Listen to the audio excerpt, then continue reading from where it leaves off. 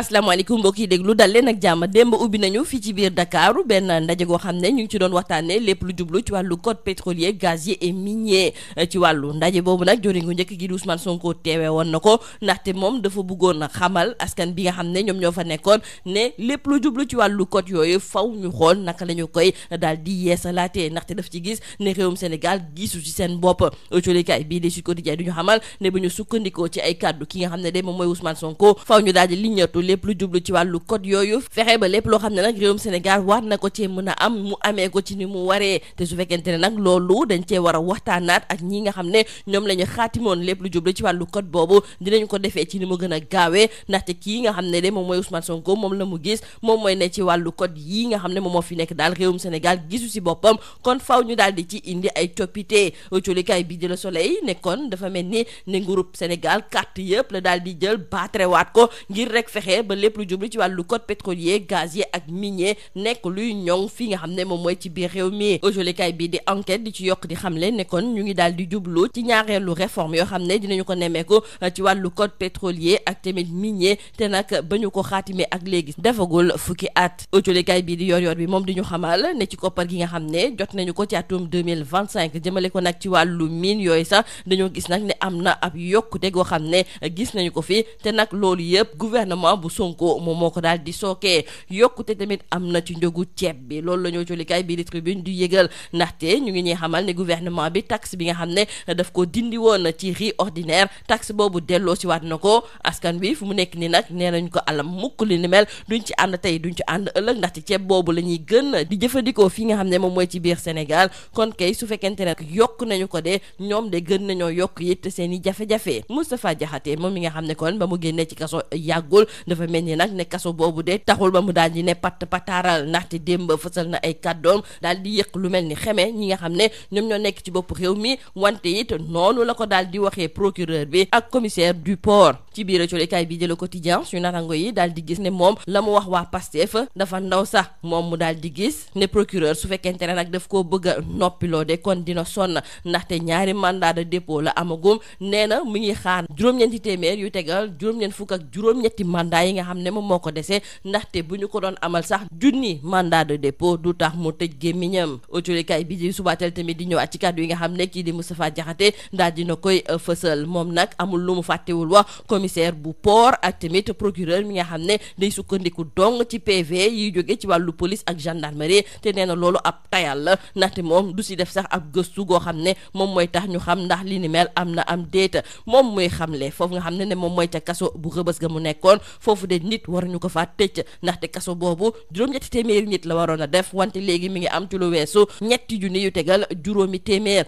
loolu moom moo tax ba moom nee na dina dem waxtaan ak ñiy saytu ak yelleef doomu aadama ngir ñu daal di tëj kaso bu Rëbës ndaxte foofu de dañu fay xoxatal nit ñi di leen teg ay fitna ak i ñaawteef yoo xam ne daal warul mën a nekk Moustapha Diakhaté autolikaay bii di L'As du ñu xamal ne kon démb amul lu mu fàttewul wax ñi nga xam ne ñoom ñoo nekk ci bopp réew mi ñeneen ñi bokk ci l'opposition bi rawatina nag ñi nga xam ne ñoom ñoo bokkoon ci wàllu dialogue national gi ñu fi doon amal ci wàllu système politique bi ñoom ñoo mer ba fut ginnaaw ba ñu daal di gisee ne am na ab rapport goo xam ne dafa dëxëñ la xew ca dialogue bi jox ko ki nga xam ne moom mooy njiitu réew mi ci biir colikaay bii di Vox Populi suñu naataango yi di ñëwaat ci lettre bi nga xam ne l'opposition bi bind nañu ko njiitu réew mi ngir xamal ko ne rapport boobu ñoom nañ leen ci kàcceet ndaxte daal ànduñu si tey ànduñu si ëllëg l'opposition bi kon ma ngay naqarlu rapport ga ñu daal di jébbal ki nga xam ne moom mooy njiitu réew mi ndaxte pare gu ñu woon nag ngir dëxën ci lépp lu jublu ci wàllu conclusion yi Walf Quotidien du ñu xamal ne ñoom nee nañu nag passage en force sax lañu ci wàllu ñi nga xam ne ñoom ñoo jébbal njiitu réew mi rapport bi Thierno Alassane Sall ma nga fële nga xam ne moom mooy ca Espagne rawatina nag ca Madrid autolikaay bi di Les Échos moo ñu koy xamal ndaxte moom dem na ba ca banque bi di Santander ak tamit congrès des députés ngir li ñëtu nag lépp lu jublu ci wàllu projet Azer AAA Power ndaxte am na ab koppar goo xam ne daal dinañu ko ciy génnee koppar googu nag yoon ya mu jaar ak tamit na mu toll loolu la kii di Thierno Alassane Sall bëgg ñu daal di ci indi ay leeral joxale ko colikaay bi di Point Actu mi ngi ñuy xamal ne dina am ab remaniement ministériel ci fan yi ñu dëgmal te suñu naatango yi la ñu gëm moom mooy nag ne ñett ñi di Déthié Fall Malick Gakou ak Cheikh Tidiane Youm dinañu bokk ci biir gouvernement boobu lii moo nekkoon mbokk jullikat yi li gën a fës ci biir colikaay ñu leen di ñaanal njeexte lu bës ak jom. Mesdames et messieurs, bonjour. Un atelier stratégique relatif à l'évaluation des codes pétroliers, gaziers et miniers s'est ouvert hier pétrolière à Dakar. Et l'occasion a été saisie par le chef du gouvernement, Ousmane Sonko, de revenir sur les impératifs de la vision des contrats pour l'intérêt du peuple sénégalais. Nos confrères du journal Sud Quotidien qui nous rapportent les propos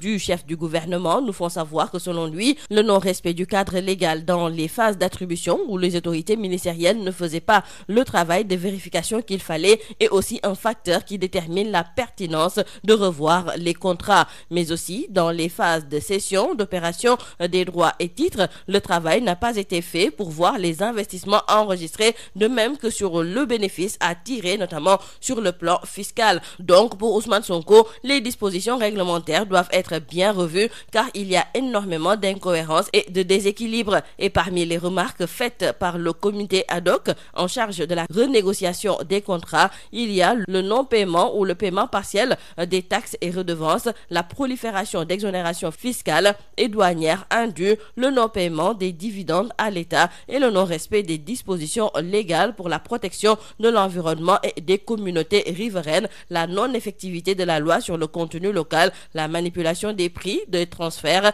l'absence de contrôle systémique sur les quantités extraites, etc. Tant de constats qui font que le manque à gagner a été énorme. Évaluation des codes pétroliers, gaziers et miniers, l'État rebat les cartes. Titre nos confrères du quotidien Le Soleil qui ajoute que la réforme du cadre juridique du secteur extractif vise à garantir au Sénégal la pleine maîtrise de ses ressources pour mieux partager les bénéfices avec les populations. Et retenons avec nos confrères du quotidien Enquête que toujours concernant les contrats miniers et pétroliers, l'on s'achemine vers une deuxième réforme majeure des codes pétroliers et miniers en moins de 10 ans. Et le Premier ministre a fait savoir que lui et son gouvernement ne sont pas dans une dynamique d'avoir un code dissuasif, mais ils ne veulent plus d'un code permissif. Et retenons enfin avec nos confrères du journal Yoor Yoorbi que sous l'impulsion du gouvernement, l'État sénégalais a perçu en 2025 41,4 milliards de francs CFA de dividendes issus du secteur minier, soit une hausse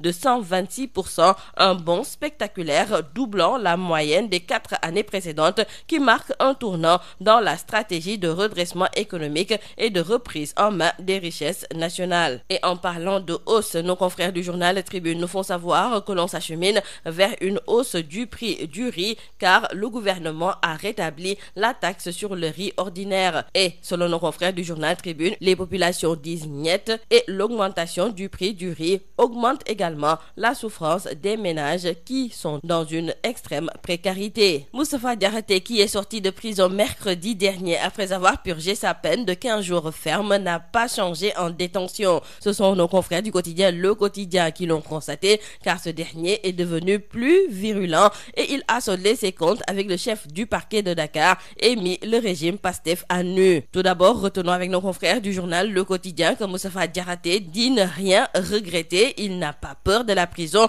et tient à signaler au procureur qu'il lui reste encore 998 mandats de dépôt s'il veut le faire taire parce que jusqu'à 1000, il ne se lassera pas de dénoncer l'injustice et les défaillances de l'actuel régime. Moustapha Diakhaté fait feu de tout bois, c'est d'ailleurs le titre qui barre la une du quotidien L'As. Et dans le journal Subatel, nos confrères reviennent sur ce grand déballage de Moustapha Diakhaté. Il a dénoncé le fait que le procureur se limite au PV de la police ou de la gendarmerie et selon lui, c'est de la paresse. Il a aussi dénoncé les conditions carcérales à Rebeuss qui sont inhumaines car Rebeuss, c'est pour 800 personnes minimum, mais aujourd'hui, 3500 détenus y sont incarcérés. Pour Moustapha Diakhaté, la prison de Rebeuss doit être fermée et détruite car c'est un lieu de torture. Il va rencontrer les droits de l'homiste pour les informer de la situation marquée par des cas de torture. Toujours en parlant des membres de l'opposition, celles qui avaient participé au dialogue national crachent sur le rapport et les recommandations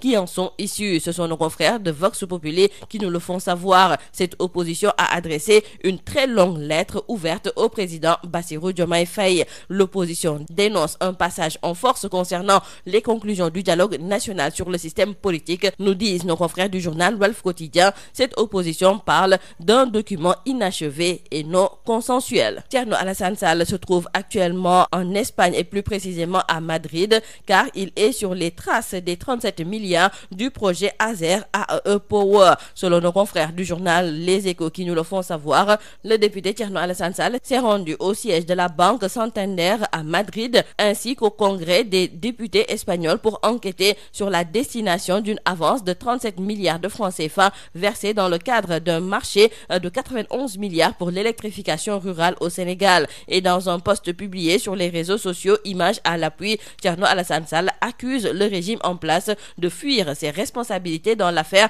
Azer AEE Power. Il dénonce également le silence du gouvernement et entend faire de cette affaire un symbole du nécessaire sursaut éthique dans la gestion des deniers publics. Terminons par nos confrères du journal Point Actu qui nous font savoir qu'il y aura un remaniement ministériel dans les prochains jours et Malick Gakou, Déthié Fall et Cheikh Tidiane Youm sont pressentis. Déthié Fall, président du PRC et conseiller de l'ombre du Premier ministre Ousmane Sonko, a visiblement gelé ses activités de chef de parti. Malick Gakou, lui, est un allié de Pastef à Guédiawaye et quant à Cheikh Tidiane Youm, membre du parti PUR, tout le monde a remarqué son assiduité aux activités du parti Pastef. C'est tout à vos journaux et très bonne lecture.